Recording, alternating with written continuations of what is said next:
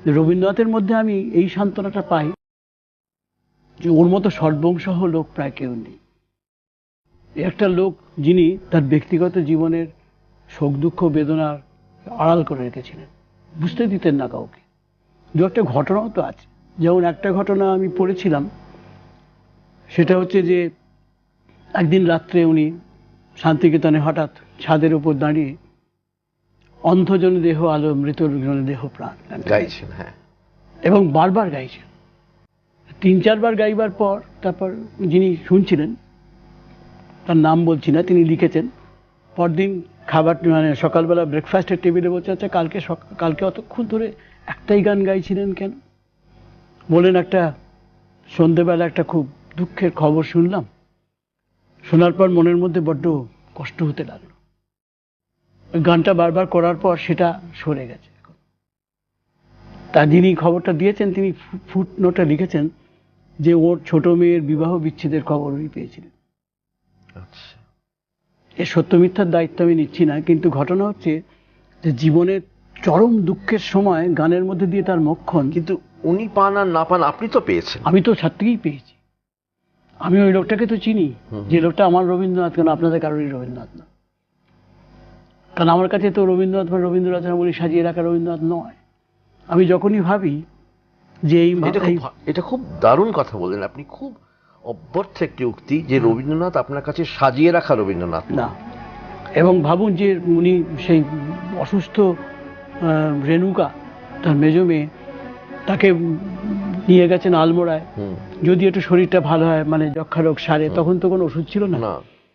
তাকে নিয়ে নামা, যক্ষাতেই মারা গেছে। এবং সেই তাকেই উনি গান করে শোনাচ্ছেন। সে বলছে, বাবা পিতা নহসি বলো।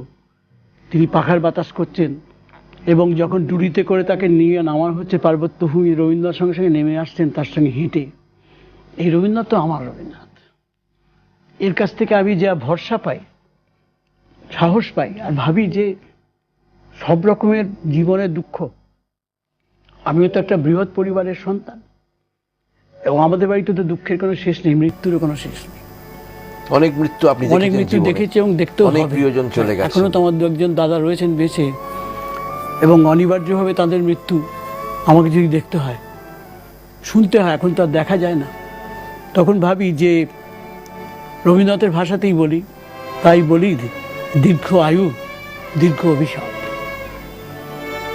তা সুতরাং একদিক থেকে বেঁচে থাকা কিন্তু একদিক থেকে এইটাই যে আপনাকে তো সুভাষ মুখোপাধ্যায় কবিতা যেমন লিখেছেন না, উঠেছে নতুন এক হাওয়া, পরে এসে আগে চলে যাওয়া। ধরুন এই যে আমার প্রিয় একজন লেখক ছিলেন সমীর সেনগুপ্ত, তিনি হঠাৎ চলে গেলেন, আমাকে তার শোক সভায় গিয়ে কথা বলতে হলো। এটা তো কথা ছিল না, তাকে নিয়ে আমার অনেক পরিকল্পনা হয়েছিল, এবং তার কথা আমি বারবার লিখেওছেন বিভিন্ন জায়গায়। হ্যাঁ, আশ্চর্য না, একটা লোক, আমি বলি যে কোনো মানুষের মৃত্যু মানে দেহের নয়, মেধার মৃত্যু। এবং এই যে ভাবটি, এই যে অনুভূতি বা অনুভব, এটা কিন্তু আপনি পেয়েছেন রবীন্দ্রনাথের কাছ থেকেই পেয়েছি। এবং সান্ত্বনাও যদি বলেন, সান্ত্বনাই পেয়েছি তার কাছ থেকে। কারণ এইরকম দুঃখ তো আমরা কেউ পাই, এতটা অপমান তো কেউ আমাদের করেনি। উনি অপমানিত হয়েছিলেন জামাইদের কাছে, তাছাড়া বিভিন্ন জায়গায় সবাই, সামাজিক অপমান, আরো অনেক। সবচেয়ে বড় কথা ভাবুন না, 1913 সালে একটা লোক ওই রকম উচ্চতায় চলে গেছে।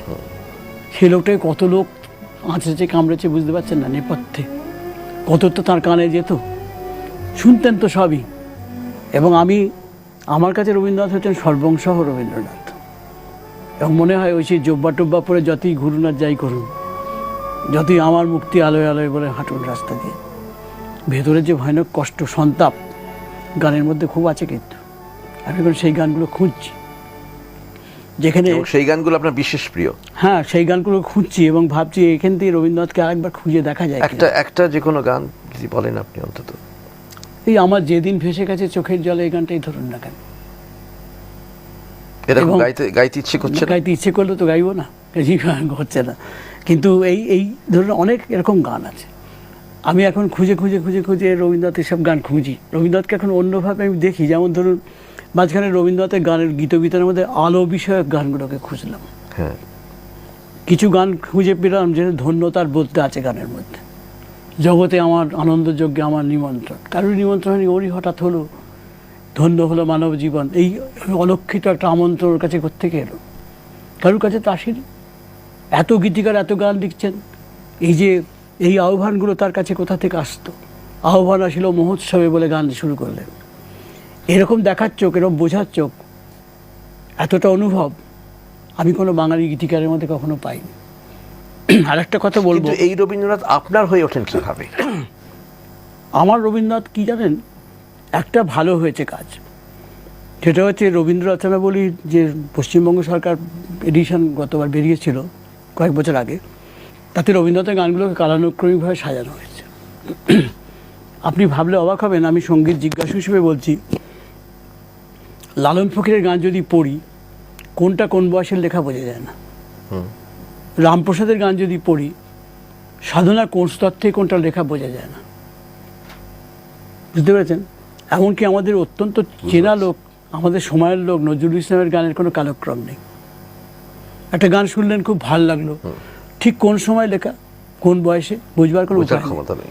রবীন্দ্রনাথের গানের ক্ষেত্রে আমার সবচেয়ে বড় আবিষ্কার হচ্ছে এইটাই, ওই বইটা থেকে পাওয়া যায় যে কোথায় কত বছর বয়সে লিখেছেন। আমি যখন কোনো গান শুনি সঙ্গে সঙ্গে এটা খুঁজে দেখিনি, এবং আশ্চর্য তখন দেখা যায় পরপর 3 দিন ধরে একই রকমের গান 3 খানা লিখেছেন। সেটা কিন্তু আগে জানা যেত না। কিন্তু যদি আপনি গীতবিতান পড়েন, আশ্চর্য ব্যাপার, সেই কালটাকে উনি মুছে দিয়েছেন, একদম মুছে দিয়েছেন। এবং হয়তো বর্ষার গান দেখবেন 30 বছরের তফাতে লেখা হয়েছে, পাশাপাশি আছে। হ্যাঁ, এবং তিনি বুঝতে পারেননি যে ভবিষ্যতে আমরা এসব কাণ্ড করব। এবং ফলে যেটা চীন সমুদ্রের উপর যে ঘটনা আছে, যে প্রচণ্ড দুলছে, সবাই আতঙ্কিত, ক্যাপ্টেন ভয় পেয়ে গেছে যে কিছুতেই বোধহয় জাহাজটাকে বাঁচানো যাবে না। উনি তখন গান করছেন দাঁড়িয়ে দাঁড়িয়ে ডেকে, এবং নিজে কতগুলো গান টান গেয়ে যখন হলো না, শ্রাবণের ধারার মতো তো গেয়ে যখন হলো না, তখন আর নিজে গান তৈরি করলেন, ভুবন জোড়া আসন খায়। তো উত্তাল সমুদ্রের মাঝখানে জাহাজের ডেকে দাঁড়িয়ে সমস্ত লোক যখন ভাবছে আশঙ্কিত, তখন তিনি ভাবছেন যে ভুবন জোড়া আসন খানি, সে আসনটা কোথা থেকে দেখলেন? এই পরিব্যাপ্ত একটা শান্ত সমতার আসন কি দেখা যায়? কাজে যার খুব বড় প্রস্তুতি নেই, এবং যদি এইবার দেখি আমরা যে কোন বয়সে লেখা, কোন সময় লেখা, কোন অভিজ্ঞতা থেকে লেখা, কোন পরিপ্রেক্ষিতে লেখা, তখন সেটা আপনি করার চেষ্টা করছেন যাতে আপনার রবীন্দ্রনাথকে আপনি আরো ঘনভাবে, আরো ঠিকভাবে দেখতে পান, পরিপ্রেক্ষিতটা